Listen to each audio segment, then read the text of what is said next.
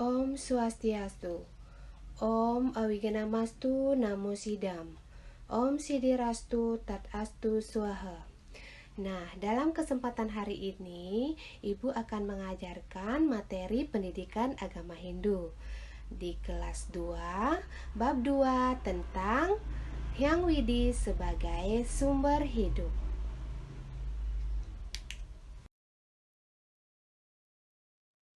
Adapun tujuan pembelajaran kita pada hari ini adalah yang pertama, peserta didik dapat menjelaskan pengertian Hyang Widi sebagai sumber hidup. Yang kedua, peserta didik dapat mengelompokkan ciptaan Hyang Widiwasa sesuai kemampuan yang dimiliki makhluk hidup.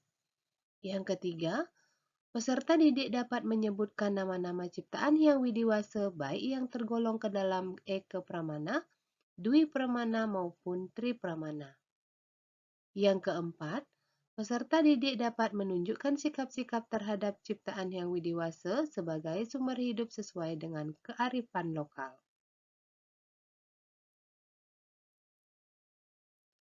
Ciptaan Hyang Widiwasa itu ada dua jenis, yaitu benda mati dan makhluk hidup. Nah, pada kesempatan hari ini kita akan membahas tentang makhluk hidup ciptaan Hyang Widiwasa.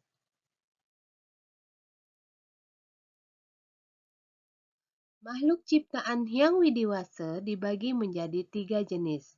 Yang pertama itu adalah tumbuhan, yang kedua adalah hewan, dan yang ketiga adalah manusia. Nah, pada kesempatan ini kita akan membahas satu persatu makhluk ciptaan Hyang Widiwasa sebagai berikut.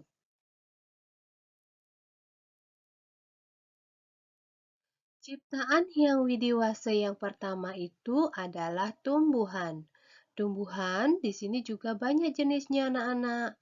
Nah, yang pertama ini adalah gambar wortel. Wortel itu adalah tumbuhan yang dimanfaatkan umbinya. Ya, umbinya wortel anak-anak bisa makan, dipakai sayur, dipakai jus. Nah, yang kedua ini adalah gambar seledri. Seledri itu adalah tumbuhan yang dimanfaatkan daunnya. Daunnya anak-anak bisa pakai untuk masak sebagai pelengkap sayur mayur. Ya. Yang ketiga ini adalah tumbuhan yang berupa tumbuhan bunga. Nah, yang dimanfaatkan adalah bunganya sebagai hiasan. Nah, gambar yang terakhir ini adalah buah jeruk. Tumbuhan pohon jeruk ini yang dimanfaatkan adalah buahnya. Jadi, anak-anak sudah paham tumbuhan itu ada berbagai jenis, yaitu ada yang berumbi, ada yang berbunga, dan ada yang berbuah. Nah, selanjutnya, tumbuhan memiliki eka pramana. Eka artinya satu dan pramana artinya kemampuan. Jadi, eka pramana artinya satu kemampuan. Nah, tumbuhan ini memiliki kemampuan itu hanya satu, yaitu bayu. Bayu adalah tenaga. Nah, tumbuhan dapat tumbuh dan berkembang karena memiliki bayu. Nah, atman yang menjiwai tumbuhan disebut dengan stawara.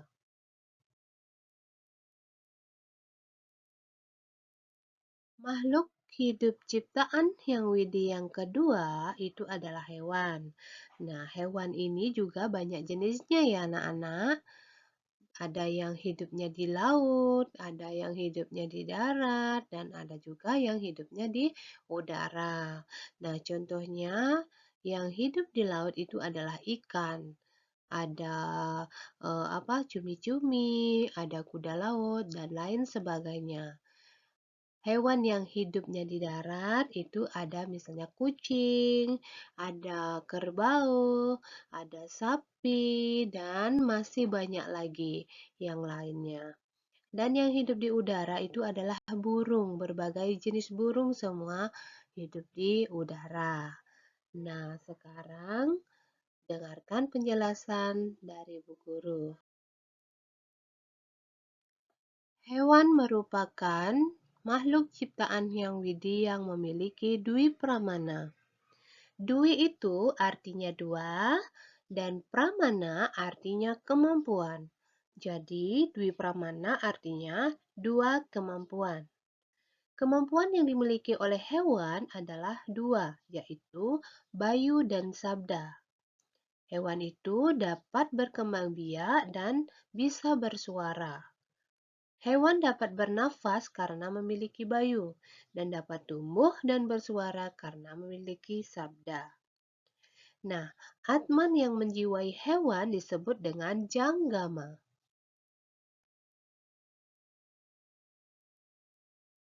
Ciptaan yang widi yang ketiga itu adalah manusia. Manusia dikatakan sebagai makhluk ciptaan yang widi yang paling sempurna. Mengapa demikian anak-anak? Ya, kita simak penjelasan berikut ini.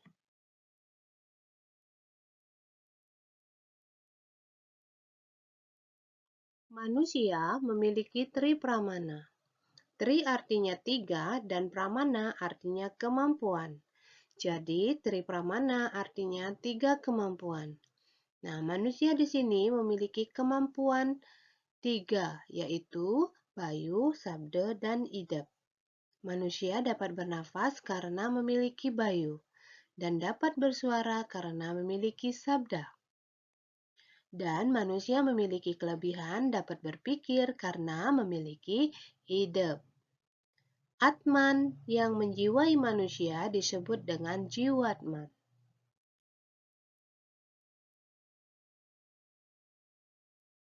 Sikap kita terhadap ciptaan yang widiwasa itu adalah hal yang harus kita lakukan untuk menyelaraskan kehidupan di dunia ini adalah dengan menerapkan ajaran Trihitakarana.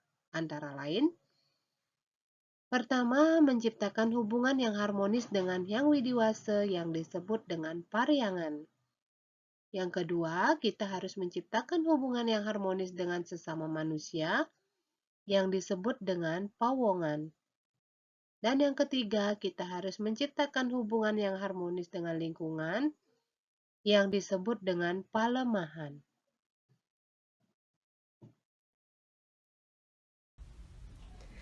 Baik, terima kasih anak-anak. Demikianlah video pembelajaran kita hari ini ya. Tetap semangat belajar dan tetap jaga kesehatan kalian di rumah. Terima kasih. Kita tutup dengan Paramasanti. Om Santi, Santi, Santi, Om.